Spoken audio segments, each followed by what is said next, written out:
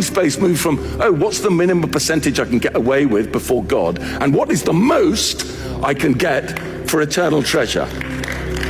Here's what I think. God pays us this is chocolate money. Can you see this? It's what you consume at Christmas.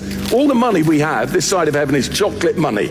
We can consume it, or when we invest it globally in what he's doing, locally, regionally, nationally, internationally, it becomes eternal treasure. And suddenly I was thinking, why should I spend 20 grand on a car when I can buy a bell banger for 5 and invest 15 for eternity? Long story cut short, I'll take you to 2005. Our marriage collapsed. I was feeling awful. What was my first response to that? I'll buy myself a holiday home. That'll make me feel better. I like the sea, I like golf, I'll get somewhere there. And then a friend rang me up and said, don't be stupid, Richard, you're self-medicating your pain. There are better things to do with the money. And there were. There's a devotional I love called God Calling. 2 old ladies, about 100 years ago, anonymous. When they prayed, Jesus spoke to them and they wrote down what he said. And every January the 5th, I'd read this. This is what Jesus said to them about money. Don't be afraid of poverty. Let money flow freely. I will let it flow in, but you must let it flow out.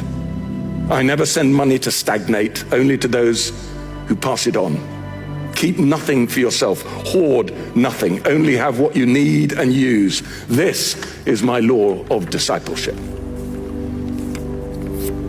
I wanted to be brave. I wanted to be braver. I wanted to be like that. I wanted to live without a safety net. So I stopped paying into my pension fund, and I set my lifestyle, and then I determined to give whatever the excess was away, to invest it in the kingdom. I wanted to do that, but it was terrifying.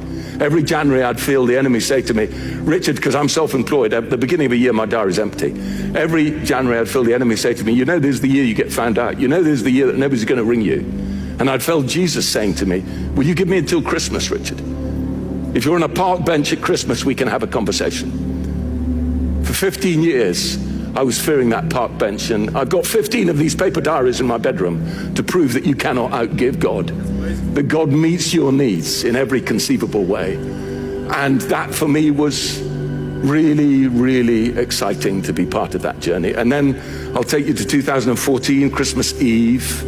I'm in a hospital in Watford, and a young man who looks like he's about 16, is actually a doctor, comes and kneels down, looks up into my eyes. That's never a good sign, is it? And he says, you've got cancer.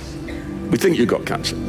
On January the 5th, I was with an oncologist and they confirmed it. My cancer was mesothelioma. It comes from asbestos. They reckon it comes from asbestos in old theaters, actually. And it's incurable. And they said, you've got about a year, 18 months to live. At that point, my son, who was in the meeting, had his laptop open. He said, Dad, I found it. I said, what have you found? He said, I found a mesothelioma joke. The oncologist was somewhat surprised. I said, okay, what's the joke? He said, how do you treat a patient with mesothelioma? As best as you can.